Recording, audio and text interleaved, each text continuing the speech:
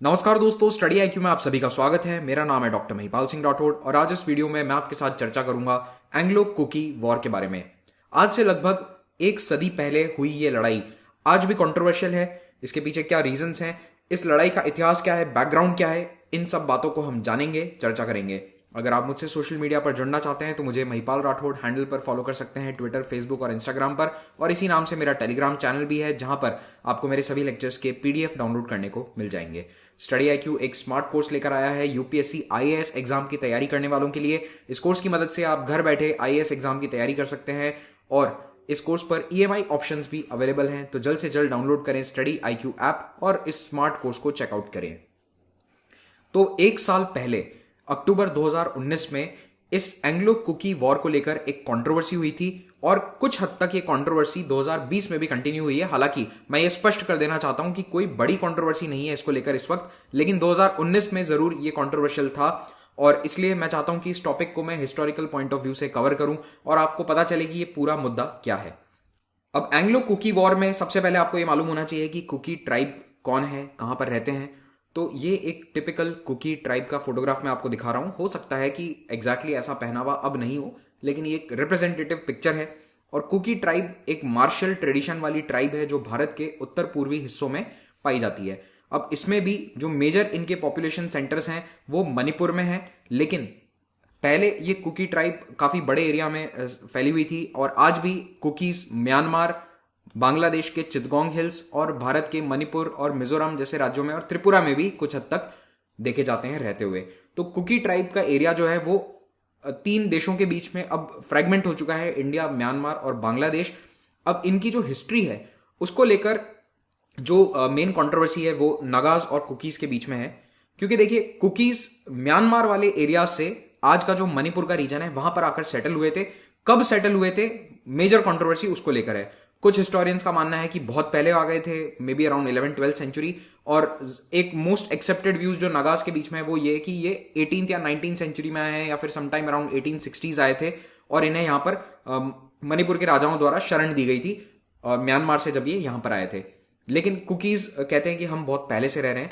अब exact history इसको लेकर नहीं है, इसीलिए मैंने यहां पर इसको स्टार मार्क किया है। तो जब कुकीज आकर मणिपुर के एरिया में सेटल हुए तो ये उन गांवों में सेटल हुए जहां पर नगाज भी रहते थे और तभी से इन दोनों के बीच में कुछ क्लैशेस रहे हैं शुरुआत से। अब जो कुकीज का आज मेजर पॉपुलेशन सेंटर है वो मणिपुर में जो पहाड़ी एरिया है वहां पर है। तो अगर आप मणिपुर का मैप देखें, ये मणिपुर स्टेट है जो रेड कलर में बाउंड्री आपको नजर आ रही है, इसमें आप अगर ध्यान दें तो यहां पर बीच में एक प्लेन एरिया है, तो ये कहलाती है इम्फाल वैली। ये काफी प्लेन्स वाला एरिया और यहां पर मेतीज रहते हैं। तो Meiteis are mostly living in Imphal valley plains area, जो एरिया वाइज छोटा है लेकिन पॉपुलेशन यहीं पर है। अप्रोक्सीमेटली 60% पॉपुलेशन मेती है जो यहां पर रहती है। और इम्फाल वैली के चारों तरफ जो ये पहाड़ आपको नजर आ रहे हैं इनमें रहते हैं कुकीज और नगाज। तो इन्हीं एरियाज में जब कुकीज सेटल हुए यहां पर आकर, तो उसके बाद से एक कंट्रोवर्सी है थोड़ी सी। नगाज कहते हैं कि ये हमारा एंसेस्ट्रल लैंड है। अब आप जानते ही होंगे कि नगाज ग्रेटर नागालैंड या फिर नागालिम की डिमांड कर रहे हैं, जिसमें नागालैंड, मणिपुर, अरुणाचल, असम के भी कई एरियाज डिमांड किए जाते हैं। वैसी ही एक डिमांड कुकीज के द्वारा भी करी जा रही है। तो कुछ ग्रुप्स हैं जो कहते हैं कि हमें भारत में एक अलग स्टेट दे दो या फिर सेमी ऑटोनॉमस स्टेटस दे दिया जाए। कुछ ग्रुप्स ऐसे भी हैं जो म्यांमार, भारत के जो कुकी एरियाज हैं उनको यूनाइट कर कर एक कुकी स्टेट अलग से बनाना चाहते हैं। तो कुल मिलाकर ये जो कुकी स्टेट की डिमांड है ये ऑब्वियसली नागालिम के साथ ओवरलैप करती है। अब कुकीज और ब्रिटिशर्स की टकराव की कहानी शुरू होती है 19वीं सदी में। 1826 में बर्मा को हराकर अंग्रेजों ने एक ट्रीटी साइन करवाई उनसे, ट्रीटी ऑफ यांडाबो, जिसके तहत आज का जो भारत का मणिपुर, नागालैंड और मिजोरम जैसे एरियाज हैं, काफी बड़ा एरिया जो बर्मा के ओवरऑल कंट्रोल में था, वो ब्रिटिश कंट्रोल में या स्फीयर ऑफ इन्फ्लुएंस में आ गया। ठीक है, मैं बहुत शब्दों को यहां पर ध्यान से बोलना चाहता हूं। एग्जैक्टली कंट्रोल में नहीं आया था क्योंकि ब्रिटिशर्स का डायरेक्ट कंट्रोल पहाड़ी एरिया में तो था नहीं। वो केवल जो प्लेन्स एरिया है वहां पर अपना कंट्रोल स्थापित कर पाए थे एक बहुत लंबे समय तक। पहाड़ों पर उनका डायरेक्ट एडमिनिस्ट्रेटिव कंट्रोल नहीं था। जो ट्राइबल हिल्स जिन्हें ब्रिटिश कहते थे या लुशाई हिल्स कहते थे, ये मोर और लेस वैसे ही छोड़ दिए गए जैसे ये पहले चलते थे। उनका एडमिनिस्ट्रेशन उनके ट्राइबल चीफ्स के द्वारा किया जाता था। लेकिन इसी समय में कुकीज और ब्रिटिशर्स के बीच में टकराव हुआ। कुकीज कई बार ब्रिटिश एरियाज में रेड्स के लिए जाते थे और इन्हीं रेड से बचने के लिए धीरे धीरे ब्रिटिशर्स ने वहां पर अपनी एक कचार लेवी खड़ी करी। फिर उसका नाम दे दिया गया असम राइफल्स 1917 में जाकर। तो इस तरह से उन्होंने अपनी मिलिट्री कैपेबिलिटीज बढ़ाना स्टार्ट किया। लेकिन ब्रिटिशर्स को ये समझ में आ गया कि केवल प्रोटेक्शन से कुछ नहीं होगा, अपना कंट्रोल इन पहाड़ी एरिया में, नगा और कुकी वाले एरिया में कंट्रोल स्थापित करना होगा, तभी ये रेड्स रुकेंगी। और धीरे धीरे अंग्रेजों ने वही किया। फिर आते हैं वर्ल्ड वॉर वन पर। वर्ल्ड वॉर वन 1914 से शुरू होता है और उस समय ब्रिटिशर्स को वॉर एफर्ट में मदद के लिए इंसानों की जरूरत थी। तो भारत जैसी कॉलोनीज से बहुत सारा लेबर भेजा गया, सोल्जर्स भेजे गए। उसी समय मणिपुर के राजा को ब्रिटिशर्स ने कहा कि हमें नॉन कॉम्बैटेंट्स चाहिए, यानी ऐसे लोग जो लड़ेंगे नहीं बल्कि जो वॉर एफर्ट में दूसरा काम होता है उसमें हाथ बटाएंगे, तो उसके लिए हमें आप आदमी भेजिए। तो मणिपुर के जो राजा थे उन्होंने ऑर्डर दिया कि रिक्रूटमेंट होगा। रिक्रूटमेंट किसके लिए होना था? इंपीरियल लेबर कोर के लिए। तो इस लेबर कोर का काम मेनली होता था लॉजिस्टिक्स प्रोवाइड करना, कहीं पे कंस्ट्रक्शन एटसेट्रा की जरूरत है, जो लॉजिस्टिक्स की लाइंस होती हैं उनमें सहायता देना। बेसिकली लड़ाई के अलावा जो दूसरे काम होते हैं उसमें सहायता चाहिए थी। तो अब इस इंपीरियल आर्मी लेबर कोर के रिक्रूटमेंट में नगास को रिक्रूट किया गया और दूसरों को भी रिक्रूट किया गया, लेकिन कुकीज ने मना कर दिया। कुकी चीफ जो थे पहाड़ों में रह रहे थे, उन्होंने मना कर दिया मणिपुर के राजा को कि हम इसमें रिक्रूटमेंट में साथ नहीं देंगे, हम अंग्रेजों के लिए जाकर नहीं काम करना चाहते हैं। तो अंग्रेज इससे काफी नाराज हुए। उन्होंने कुकी ट्राइब्स के खिलाफ एक जंग का ऐलान सा कर दिया। वैसे टू बी ऑनेस्ट जो ऐलान था वो कुकी चीफ्स के द्वारा किया गया था, अंग्रेजों के द्वारा नहीं। तो ये लड़ाई 1917 में शुरू होती है बिकॉज ऑफ दिस रिक्रूटमेंट। अब यहां से ही हिस्ट्री में थोड़ा सा प्रॉब्लम शुरू होता है, हिस्ट्री लिखने में। ठीक है, हिस्ट्री एक्चुअली जो हुआ है उसमें कोई प्रॉब्लम नहीं है। अब यहां पर नगाज जो है वो ये कहते हैं कि लड़ाई का कारण क्या था कि ये लेबर कोर में रिक्रूट नहीं होना चाहते थे। तो ये अंग्रेजों के बीच और अंग्रेजों और कुकी के बीच में लड़ाई नहीं हुई, ये केवल एक रेबेलियन था बिकॉज ये लेबर कोर में शामिल नहीं होना चाहते थे। जबकि कुकीज कहते हैं कि हम अपने होमलैंड के लिए, अपनी आजादी के लिए लड़े थे। तो कुकीज का ये कहना है कि हम रिक्रूट इसलिए नहीं होना चाहते थे क्योंकि हमें हमारी आजादी चाहिए थी, we wanted our independence for our homeland. लेकिन नगास का ये कहना है कि पहली बात तो कुकीज का ये होमलैंड ही नहीं है, होमलैंड तो ये हमारा है, नगास का है। और दूसरी बात, ये एक रेबेलियन था, एक विद्रोह था, क्योंकि ऑफिशियल ब्रिटिश हिस्ट्री में भी इसे एक विद्रोह कहा गया था। तो अब जिसने हिस्ट्री लिखी है उसके अनुसार इसका नाम अलग अलग है। आप कहीं पर इसको लिखा हुआ पाएंगे ग्रेट कुकी रेबेलियन के रूप में, कहीं पर कुकी अपराइजिंग, कहीं पर एंग्लो कुकी वॉर या कहीं पर जोगाल। तो ये जो लड़ाई है ये 1917 में शुरू हुई। 1918 आते आते ब्रिटिश इंडियन आर्मी को बुलाना पड़ा। पहले लड़ाई में असम राइफल्स और बर्मा मिलिट्री पुलिस को डिप्लॉय किया गया था, लेकिन जैसे जैसे ब्रिटिश आर्मी आती गई वैसे वैसे कुकीज को ज्यादा नुकसान होने लगा। जो भी लड़ाई हुई थी वो शॉर्ट शार्प स्कर्मिशेस थी दोनों आर्मीज के बीच में। और कुकीज यहाँ पर गुरिल्ला वॉरफेयर टैक्टिक्स पर रिलाय करते थे क्योंकि ये पहाड़ों में रहने वाले लोग हैं और वहीं उसी में ये ज्यादा पारंगत थे।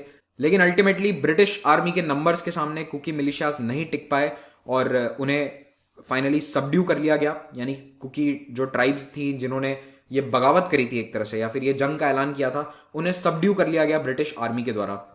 और ब्रिटिश ने यहां पर बहुत ही सख्त पनिशमेंट उनके खिलाफ लागू करी, कलेक्टिव पनिशमेंट दी गई। यानी कि ऐसा नहीं है कि जो लड़ाई में पकड़ा गया सोल्जर है उसे पनिशमेंट मिलेगी, नहीं, जो पूरी कुकी पॉपुलेशन थी उन्हें फोर्स्ड लेबर में भेजा गया, उनकी कई आबादियों को शिफ्ट कर दिया गया।